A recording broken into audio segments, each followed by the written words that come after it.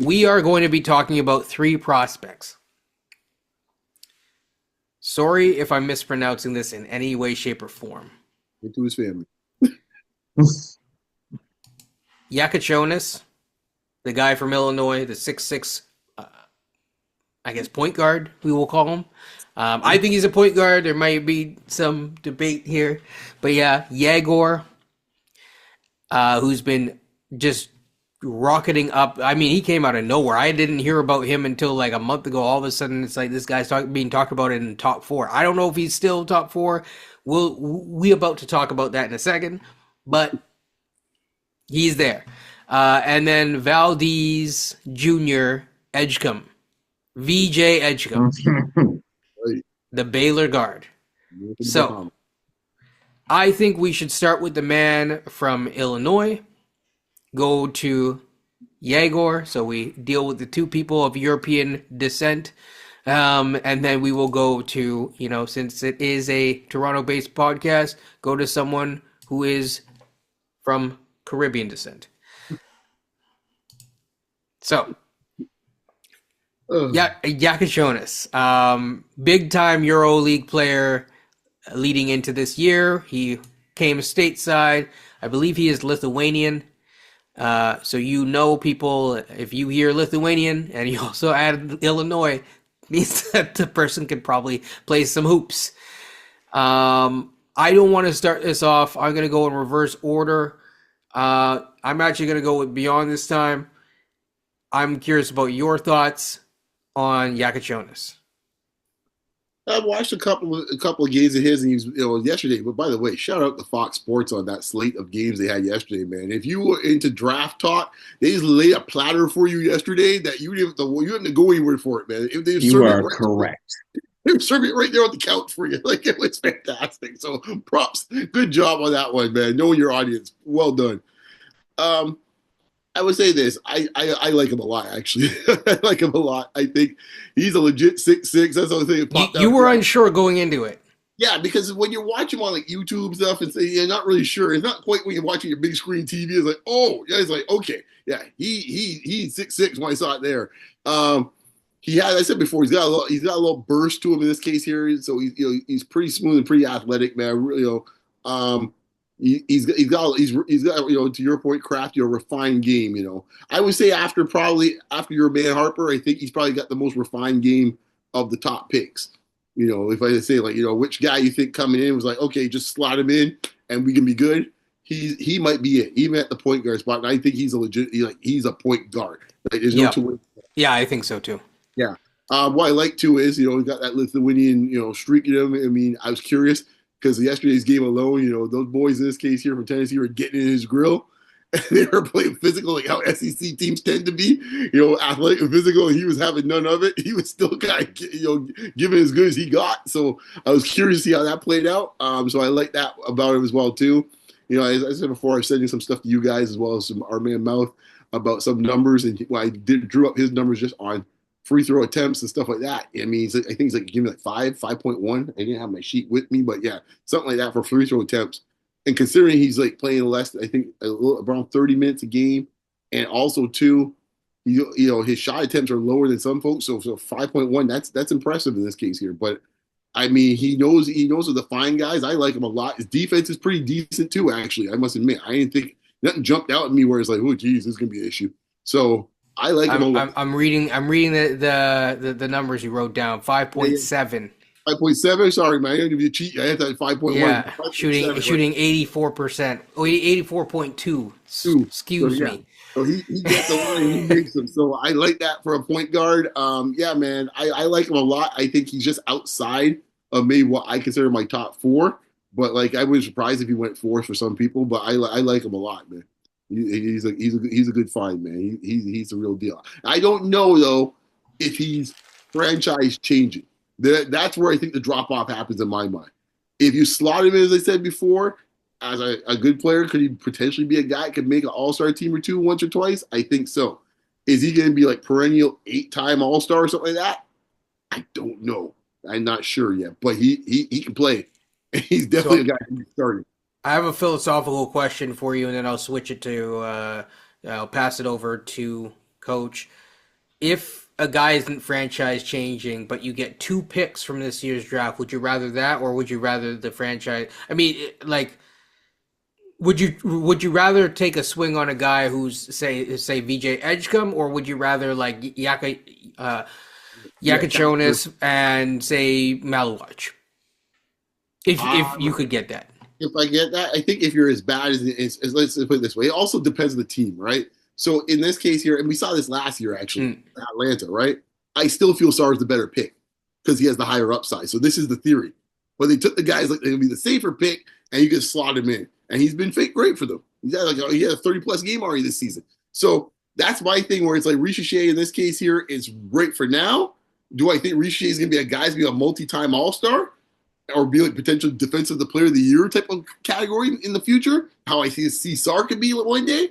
No, but they say, hey man, for Atlanta, we have enough guys we think are good enough in the nucleus, and we can slide him in. So I think that's part of it. If we're just talking about okay, we stink and we strip it down to the studs type of thing.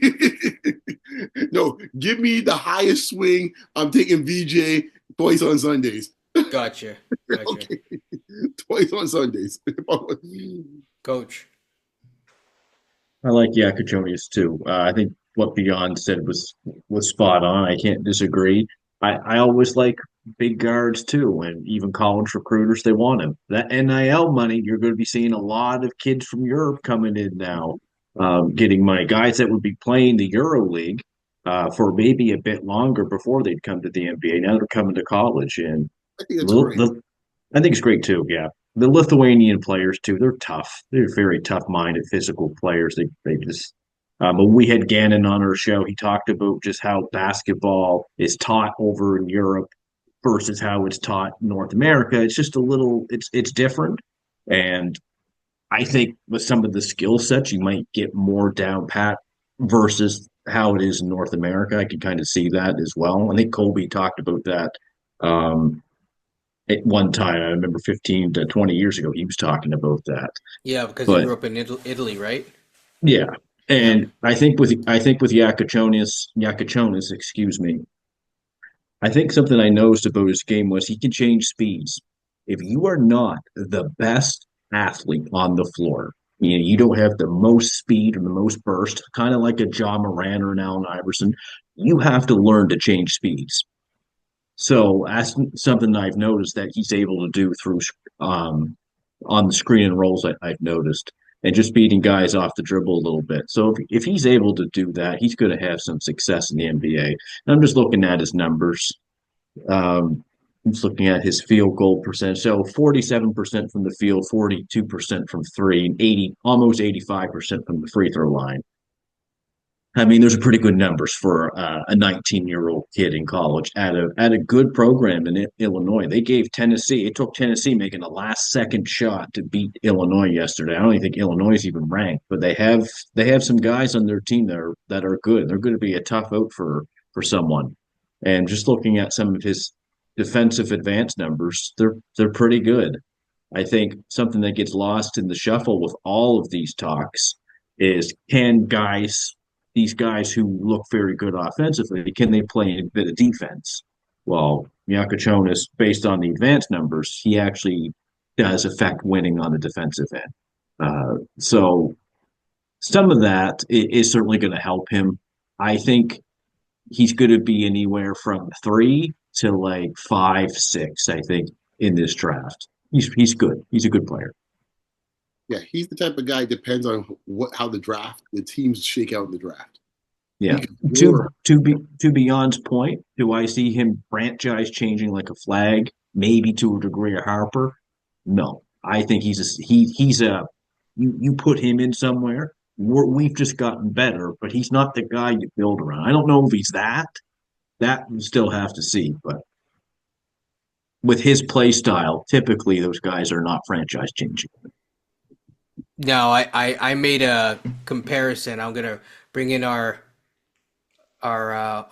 offline discussion online now. I made a comparison, and excuse me, I'm not making this comparison because they're both Euro League players, but I did compare them to like a better playmaking version of Bogdanovich. I should say Bogdan Bogdanovic, not the Boyan. And it just there's in terms of the height and whatnot, he's a legit at least 6'5" barefoot from my understanding. I don't know the wingspan, but it's a plus wingspan.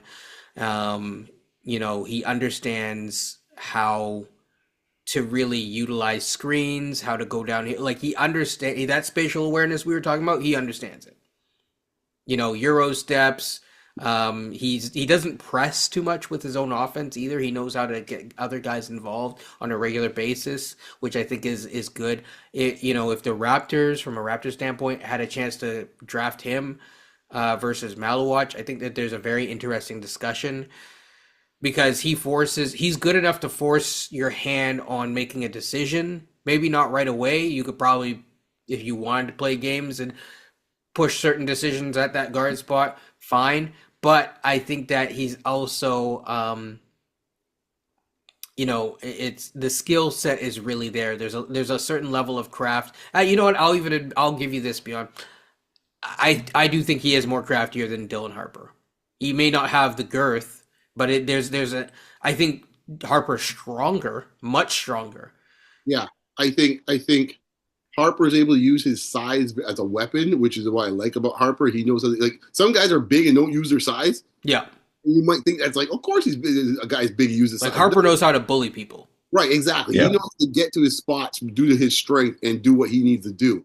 And that's nothing wrong with that, right? Because obviously, this Kasparas doesn't have that type of strength. So to coach's point, he has to do a lot of changing speeds, using angles more, and that's the reason why. So yeah, in that case, yeah, you could say he's a little more crafty in that sense because he doesn't have the flat strength. They just kind of just knock a guy back and say, okay, I'm going to pull up for 15 from here. Yeah, that's just not his game. And I'm not saying he can't get bigger because I think he's got a body to put on size too. Yeah. Oh yeah, no, he's. I'm just watching him now. Like he's even for his size. I don't know what he's listed as, but I think he's 6'6", 200 pounds. Like that's pretty good size for a guard. For size, actually, again, it's amazing how it looks different on different players. But like I think, because that's not far off from Harper's dimensions actually or size. Like, No, I don't think it is at all. No. Probably around the same. Yeah, exactly. So it's just how it's used and how you apply it. So it's one of those things where maybe it's something he can incorporate in his game moving forward. But based on how he uses angles, he's able to draw contact a lot because he's getting the line pretty good as well too. So that ain't hurting him in one bit. On this team, he would certainly help the offensive initiation. Oh, for sure. Day one. Yeah.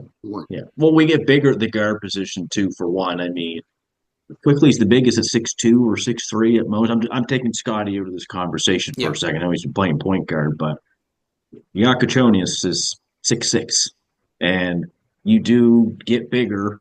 And we know the problem when we have switches onto other big guys. It's a problem when you get someone 6'2" guard someone 6'10". Yeah. I always feel, the Raptors kind of go away from this philosophy a little bit. They like to have two small guards at times in their backcourt. Most teams tend to have one small guy usually, and that's about it usually.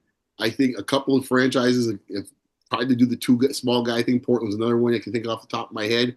And I think at some point you got to kind of start weeding a few of those smaller players, smaller guards out. Two is probably the most you want. Raptors are up like 3 or 4. Like you just can't have that many of your squad. Well, don't worry, Jakučionis, he'll be playing power forward next year if they take him at times. True.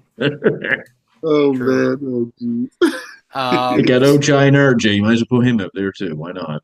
So we'll go over to the next Euro. Egor, he's shot up draft boards. I haven't watched as much as him, so I'm going to probably rely on you guys for this specific conversation. But I did watch a little bit of him. He is reportedly 6'9". He's a little bit more lankier than the other two. He has a smoothness to his game, but I'm not the biggest believer in him right now yet. Yeah, I think that he needs to play better talent, and we've seen him have recently like kind of a more down, more called muted game. So It's interesting. Goes to BYU. Shout out to AJ DeBanza for next year, of course. That Mormon money's shining through. But yeah, Coach, I'm going to go to you first with Yegor, and then we'll go to Beyond after. And then we'll do one more reversal for the final guy, VJ, who I know Beyond will go first. The scouts will see him. I'm just taking a guess. NBA scouts, and the first thing they're going to look at is 6'9" point guard, and with good basketball feel, sense, he's able to run an offense. He doesn't have the best talent around him at BYU. He don't got AJ DeBansta yet. He'll never have him because obviously Yegor's going into the NBA. But just listening to some of the analysts talk about him, they're really, really high on him. Like he just kind of came out of nowhere. And I think he played at Real Madrid or FC Barcelona or one of those teams in Europe for a year or two. But he's a little similar to Jakučionis. I mean, good feel, good. The form looks fine. He's not as girthy as him. I think there's even if you look at what he's listed as, like 190 pounds at 6'9". So he's a little thinner, but again, he's 6'9". So I think that's intriguing for a lot of teams. But he's going to be a guy. I think if I look at him high end, you might see a bit of LaMelo Ball because he's flashy too, right? And he's able to get to the hoop. I like his form a little better than LaMelo's. LaMelo's kind of like, he's almost like he's pushing it a little bit. Yegor's is a little bit more basketball fluid in a sense. And I'm not saying that LaMelo has bad form. He's made it work for himself. But I think as aesthetically pleasing, Yegor's is going to look a little bit better. But looking at some of his advanced numbers too, as well, I mean, player efficiency rating, it's the highest of the three that we're talking about today. Offensive win shares are high. Win shares are high. So he's making an impact on the game. If you're just looking at it from an analytics point of view, which I don't typically take a whole lot into consideration, but all these scouts and executives, they do take into consideration. So him being 6'9", him able to run an offense and be efficient, I can see why he is intriguing to a lot of teams. That's what makes this draft so unique is that you have big guards and you have a couple of big wings. Like if Yegor was in last year's draft, probably goes number 1 or 2. Don't see why he wouldn't because it was so weak. Now, I do want to add just one small quick note. He is Russian. I've heard some people say that he is Ukrainian. Probably not a good idea to make that mistake. No, I think he's Russian. Yeah. So, yeah, he was born in Moscow, actually. That's a very interesting point to kind of make. We've had some pretty interesting Russian players in the NBA as well. Obviously, Andrei Kirilenko is, the one that comes to mind most easily. There's been others as well. Okay. There have been times in the past where he has drawn comparisons to Luka. I'm not making that comparison, people. But he drew comparison to Luka for his performance at the Euros when the U16 Euros. So I'm just gonna throw that out there. He has a lot of big fans. I'll leave it at that for now. But I think he's certainly a top 10 pick. The size is obviously intriguing. I see him as a generational talent or even a will actually with this draft mainly focus on franchise changing. No, I don't see him as franchise changing, but he would be an interesting pick. Am I picking him over a guy like, say, Malowich? And I'm using Malowich as an example because of the fit. Maybe not. That's where I stand on it. Any final thoughts before we go to Mr. VJ? Well, let me get my take in on this on Denim. I'm not as hot on him, to be honest with you. I want to watch more of a tape on him and more information. I think there's a big game coming up with I think our friend Tyler says a big game coming up. I think against Houston. I think coming up against them. I think so. It would be a good test there. Obviously at the lead, like Houston obviously always got a good program. I question. I mean, the skill set is nice. I'm not gonna lie. He's pretty smooth. He does have a little flash to his game. I always go back to this because we're going to discuss that quite a bit when we get to the next player, and we already talked a little bit with Kasparas as well too. I was thinking about it this way: when you're getting to the standpoint you're playing late May or June, can he stay on the floor? And I'm wondering what his defensive skill set is looking like, because I don't think he moves. He's not the swiftest of players in my mind from what I've seen. And I'm sitting there going, okay, he's 6'9". Where do you play him? Who is he guard defensively? He's going to have to guard someone that's a 3. Okay, so he's not there guarding a 3. Or say he's guarding some big 2 or something, or a big guard in this case here. On a switch, he's got to deal with, say, SGA or something like that. Or he's got to deal with Jason Tatum. And I'm sitting there going, like, is he going to be able to stick out here with these guys in this case? And I said before, I want to watch more tape around him defensively. I think the other thing came out there, and you guys might have the numbers I wrote today. His was a little bit surprising considering his height. Yeah. It was like, whoa, how much free throw attempts? Like for his 3.1. For the team he has, the coach's point, like you need to get more attempts for a team you have. Like you even got like someone on the other side that could play at your level. You got 68% too free throw line. Right, Yeah. and I said before, I'm always never too concerned. If the guy can shoot, he'll figure out the free throw shooting. I'm not as concerned about the 68, unless the big guy. That's my one caveat. Big guys, that's a big issue because they got the big hands. So I'm always a little nervous with them. I mean, he is a big guy.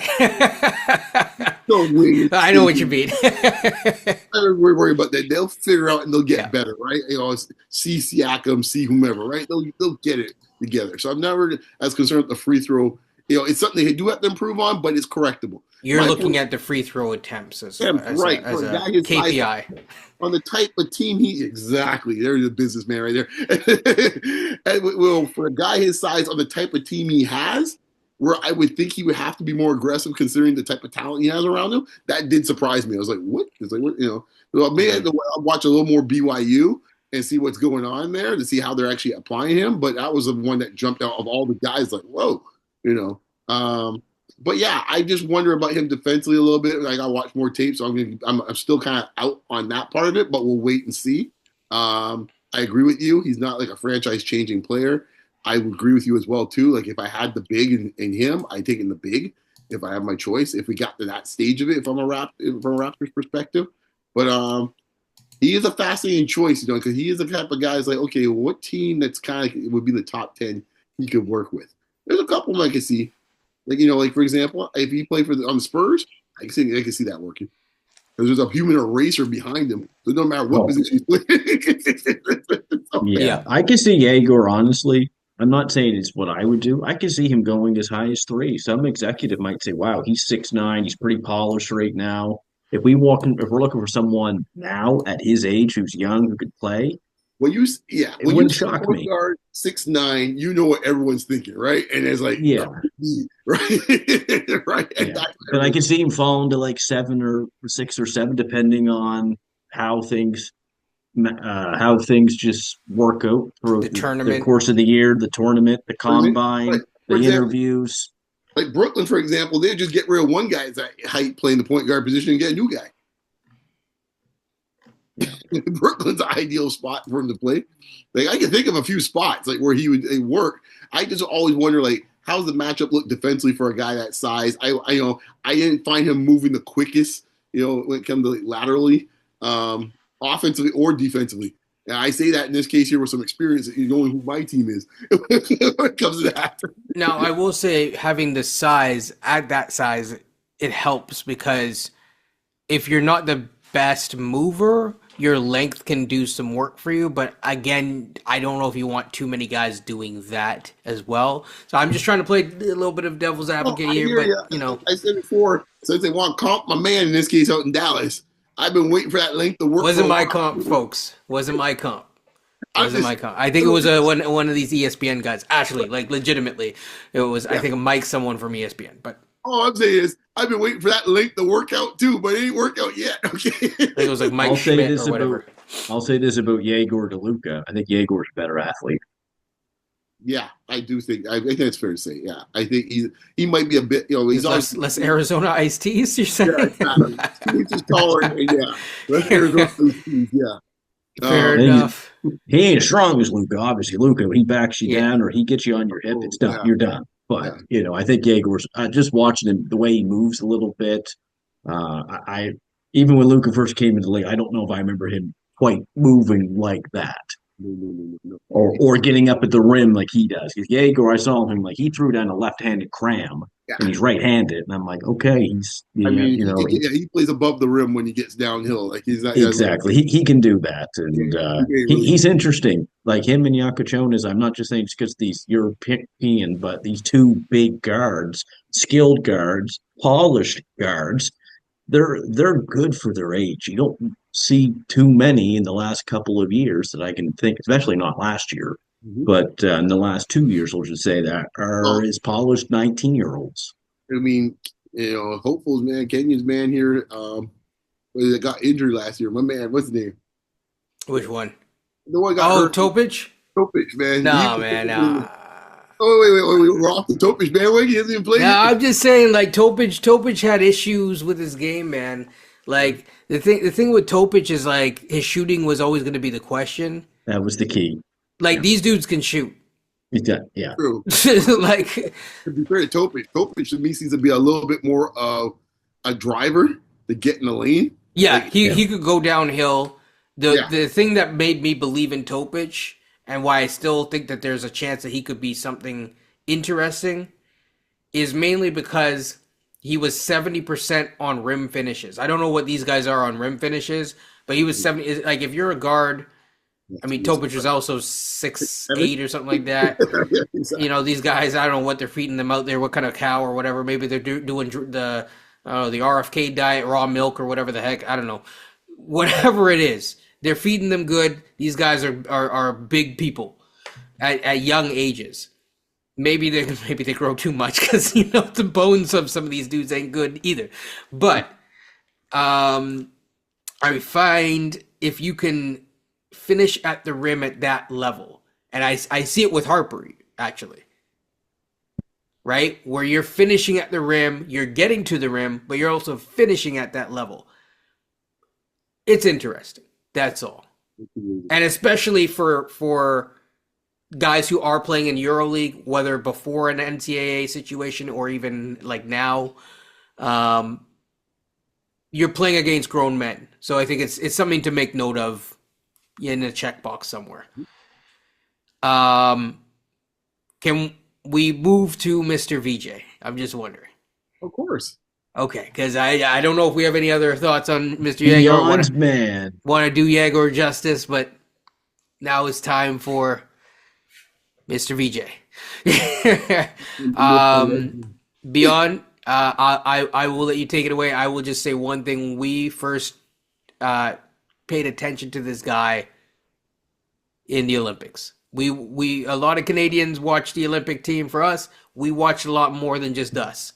Yes. And we noticed this guy Yes. won real NBA, with I can't remember the entirety of that roster. I know Aaron Gordon was it Aaron? Eric Gordon. But Ayton was supposed to be on there too. Ayton was supposed to be on there. There was a bunch of Clay was actually supposed to be on there as well, but he didn't quite. Buddy Hield, I think Buddy Hield was on there. Eaton was on it, and as well as Gordon. Yeah. Yeah. So it had all the NBA players. Plus, I think I'm missing one more. I need to go look back at that picture, but there was real NBA talent, and they really pushed to almost make the Olympics, just short by one game in terms of the qualifiers. They made it to the qualifying, and then they couldn't make it past there. So, with that being said, this guy is playing at Baylor. Beyond, I'll let you take it from there. Well, kind of to finish the rest of the story, as my man here, Paul Harvey used to say, for those who are a little older, little old time radio. Like going back to the Olympics, the trials for the Olympics, the qualifying. I think the point to kind of really put a nail in the point you're talking about.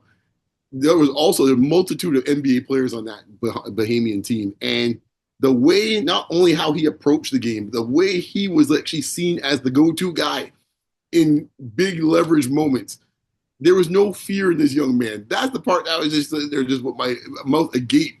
Where it's like, usually you mentioned Ayton on the team, Gordon's been like big playoff games, but he's like, nah, man, I'm good. I got this. And they followed his lead. That was the part that was so impressive. I was like, my gosh, He had no fear on anybody. He dunked on anyone. It didn't matter where they came from, who they were. I was like, and the fact he was attacking with just reckless abandon. I was like, holy smokes! Like, I was like sitting here going, like, I had not seen. I said before, I haven't seen that type of athleticism. I haven't seen that type of athleticism since Vince Carter. That is the last guy I could think of where it's like, oh, this is something different. And we've had some great athletes since then. What I'm so excited about him is that, he's about 6'4", 6'5". His wingspan, I don't know what it's going to measure out when they get the combine. I'm just looking at him when I see it from the eye test. It looks enormous, the wingspan. At the rate he's going at right now, I think they say he's doing something that only Matisse Thybulle's done from a defensive standpoint so far in college right now. I mean, if you were to prorate those things to an NBA level, it'll be numbers that Dwayne Wade and Michael Jordan get for blocks for a guard. That's what we're talking about. Okay? That's just on the defensive side. On the offensive side, everyone says, well, he doesn't really shoot well. He's creeping up to about 30% from the three right now in this case here. But it's more the mentality is what I like about him. He has no fear of attacking anyone anyhow. Doesn't matter, close out, not close out, whatever the case may be. Now, he's only playing about 26 minutes a night. So you see the numbers, he's like averaging 11 points, like, oh, that's it. But it's 26 a night compared to some of the guys we're talking about that are playing 32, 33, 34 minutes. I really think as the season goes on, his numbers are going to keep on climbing. And we've seen it in the last week. He's had some 16-point games, a 20-point game. It's starting to move up. He has the athleticism plus the work ethic, which you heard about. Our friend Tyler has mentioned already that he has a crazy work ethic. Anytime I've seen work ethic with that type of athleticism, that smells generational to me. And that's the reason why when we talk about folks who talk about there's a big three for this draft, I like to squeeze in a fourth man to the party. Because I think if you get this dude, you might be seeing something I said before. It could be Dwayne Wade level type of of what we're looking at here. Like I said before. And he is a pretty good athlete too. And he also put in the work. And I think this is the type of player you're going to get. And I think folks that pass on him, if he ends up being like 9th, 10th, 11th, be warned, folks. Be warned. That's all I got to tell you. I think his athleticism with his work ethic and what he's already starting to put together, and then the fact his special power is defensively already, which some of the other guys you're hoping that they get there, you don't have to hope that with him. It is the fact. So when you look at games, and like I said before, I always say games in late May and games in June, the more two-way guys you got out there that can impact the game on both ends of the court, those are the guys that show up in this case here when your rotation starts to shrink and ends up being 7 dudes. I guarantee he'd be one of the 7 out there playing in June. That's all I got to say about that. Dude, do not sleep on my man. I think he's one of the top 4 players in this draft. I'll also add that the Olympic qualifier ended up being against Spain, where they lost in the championship game, so they made it all the way there, ended up silver at that qualifier. Again, unfortunately, just not quite enough to make the Olympics. We've seen that from a Canadian standpoint. I believe he is a McDonald's All-American, so shout out to him. I mean, he's accumulated a resume, to say the least. And during the Olympic qualifiers, I believe he shot 38% from 3, and I just am going to bring it up right here, 57% from the field. So that was a little taste of what could, at his peak. He led that team, by the way, basically. Maybe not the last game. He only scored 12 points in the last game. But overall, in that tournament, he led that team. It's a small sample size, but FIBA is FIBA, and the Olympic qualifiers is the Olympic qualifiers. Spain went on, and they are an annoying team with real NBA talent, So... Rudy Fernandez ever going to retire? Not yet. Not yet. Not yet. But yeah, so, we will see... I agree with a lot of what you're saying. I want to go to Coach first, though, before I give any further takes on this man. So, Coach, your thoughts on VJ Edgecombe? Exciting. He's a world-class athlete. If this guy was 6'8" in this draft, you kind of wonder if he'd go number 1. Because defensively, he's got what you really want in the guard.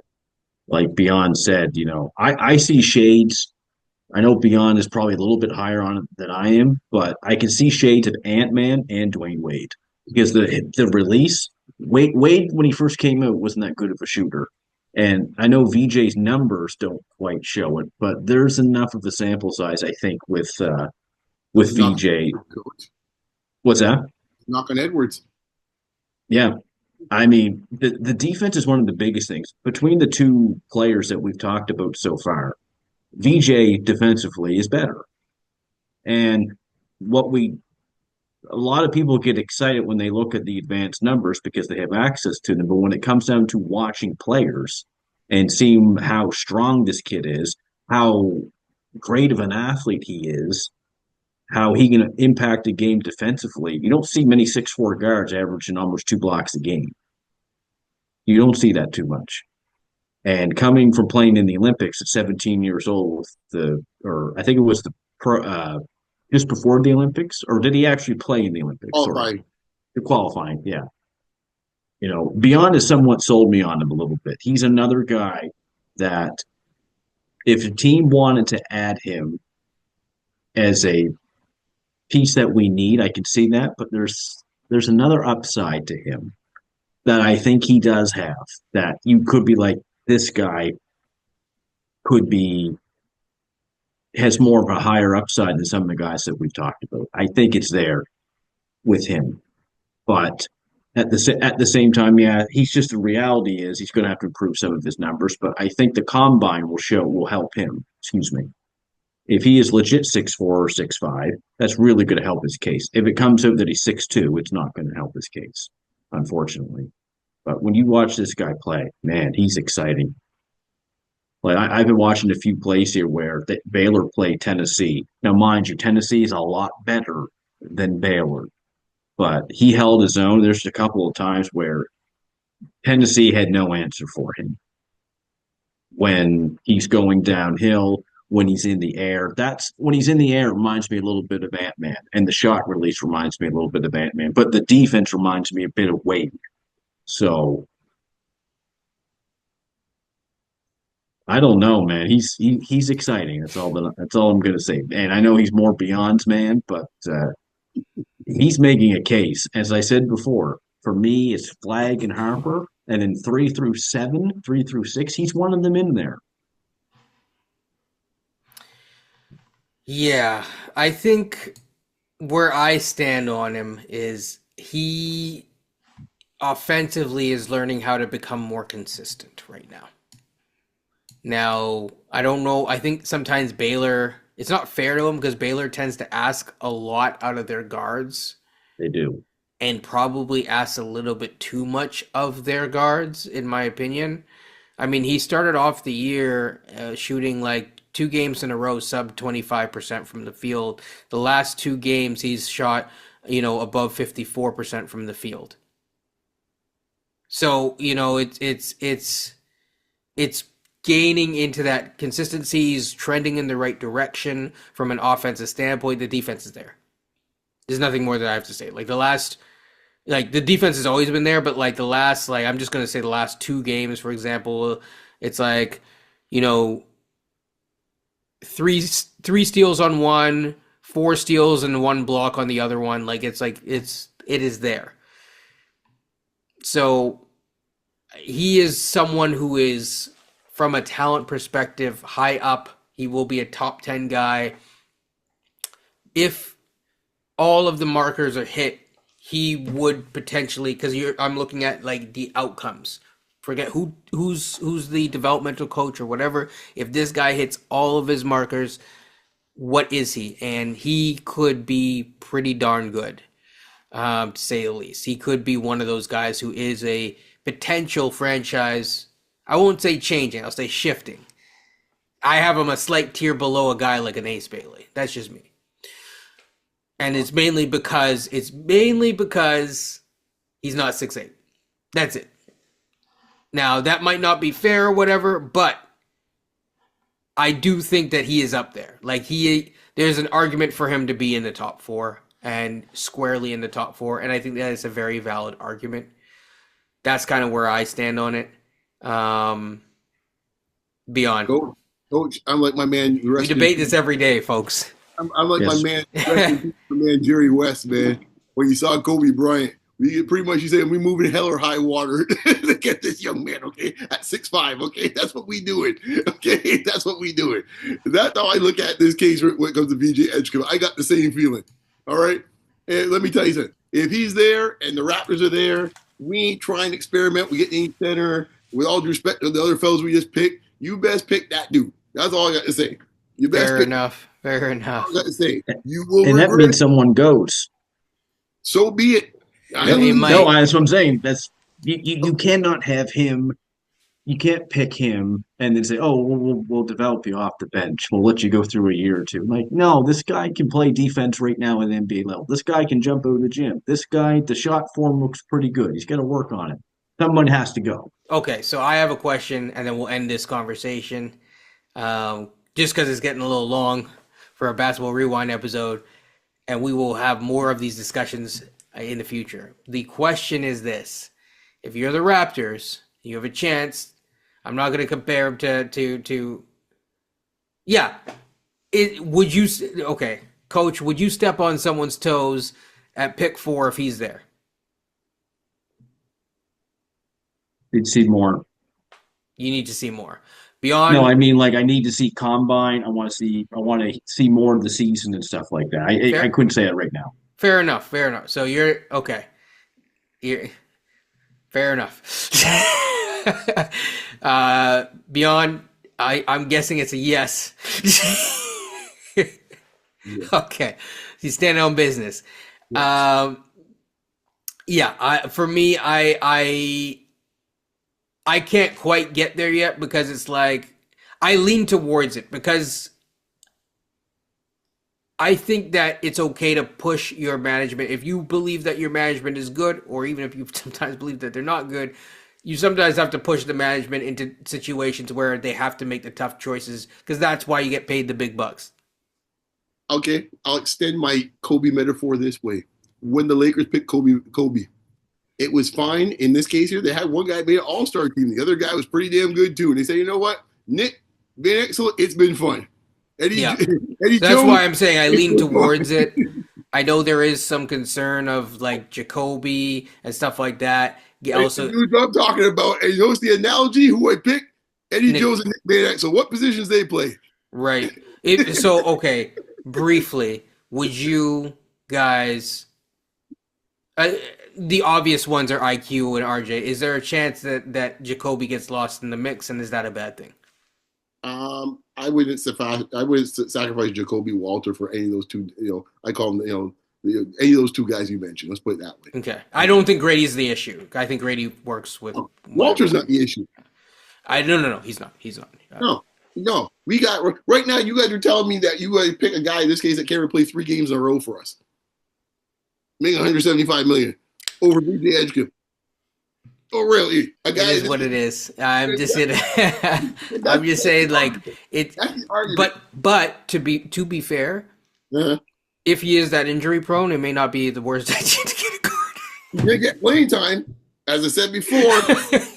He will develop. I mean, if we had a guard that was better than Davion Mitchell on this team, or Shed, all respect to Shed, they would be playing. They would be getting minutes. Exactly. If VJ Edgecombe on this team, because this dude has not been seen except for on the sideline. And not blaming him. Things happen. All that good stuff. I'm just saying. You have the same type of injury that pitchers get, and they need to get surgery and stuff like that. I'm not telling him what to get or anything like that. Not suggesting that. All I'm saying is that we have not seen more than 4 games of Emmanuel Quickley. All I'm saying is, IQ, you better get that surgery. The quote, Whoopi Goldberg and Ghost, boy, you ain't... I don't know if he should get the surgery. And I'm just saying that from the standpoint that if you're IQ and you know that management might be thinking like how some people are, maybe you might want to establish yourself. All 3 of these dudes we pick, all I say is, you in danger. That's all I gotta say. Fair enough. I'll just say this about VJ, and I've seen this just from coaching as well. When you have a talented young player, I'm talking someone who's a very good athlete, they show up against the teams that are really good. So against Tennessee, for example, this was about 3 weeks ago. 20 points, a block, 2 steals, 3 assists, 3 of 6 from 3, 8 of 16 from the field. That's an example of a big time talent showing up against a team that's really good. Now, he hasn't played anyone since then. To all due respect to Norfolk State and Abilene Well, Christian I and mean, to be New fair, Orleans. he made a chalk outline of Few's son in this case against Okay, Gonzaga. that So, was against his first game of the year. Yeah. Point is, I want to see him against, again, a Yeah. top 30 team in the NCAA to see that. Because if he shows up in these big games, which most talent will do, oh, the great athletes will show up Well, and against a I'll really also good team. say that like you can put someone on a poster, but if you're 2 for 11 in a Gonzaga game, that ain't cutting it either. no, that's not cutting you. Okay, there, Nate Duncan. I hear you. All right, there, buddy. All I'm saying is that type of explosion in this case here, that was his like the first or second game of the season. All I'm saying is coach made the point. The Yeah. numbers are going up. Second point is I'll say is Yes. he plays the Big 12. He's gonna find some tough competition pretty soon. Yeah. Like for example, Yes. Kansas, K-State, Iowa State, he'll be all right. I mean, I think Tennessee's a fair. That's a fair. That's like the number one team in the country Yeah, exactly. right So His like, number one team in the country. I mean, it was a loss, but like that game, he was a lot better. He shot 8 of 16. He shot 50% from three as well. He got to the line not enough in my opinion, only 2 times. But right before that, against one of the other competitions, he got to the line 11 times. So I'm not going to hold that against him. So And yeah, Better he's an call that interesting- out too, exactly. Yeah, no, hey, I'm trying to be fair, man. If I call it one end, I have to call it the other end too. I'll They say this keep that too same energy. about VJ. This point is going to come up eventually for the Raptors. People worry about Grady and RJ's defense, rightfully, justifiably so. They should. Mm. If you put VJ with Grady, let's just say in this world, you could do that because he makes up for it defensively. You could put him with RJ, hypothetically. He makes up for it. So there's a balance there between VJ and whomever you want to play him with if a world turned out where VJ is with this team. Or you could have in this case here, as I said before, if you really want to go with the Scotty Barnes experiment at point guard, you could have VJ, say Jacoby Walter, and Grady. As your future starting lineup. All I know is that an NBA strength and conditioning program does wonders. Yep. I'll leave it at that. Well, folks, we've gone through a lot of Raptors amazingness. We've also gone through some of the lows. We've gone through draft talk. I think that we have done a pod. Do you guys think we've done a pod? I think that's a pod. So We'll get a two-parter, I think, with this. yeah, we will see. I may not do it as a two-parter. I might, this might be the Christmas bonus. But, folks, like, comment, subscribe on your way out. Hope you enjoyed the episode. And stay safe. It's an HST holiday. Don't spend too much. And enjoy. Take care. Peace.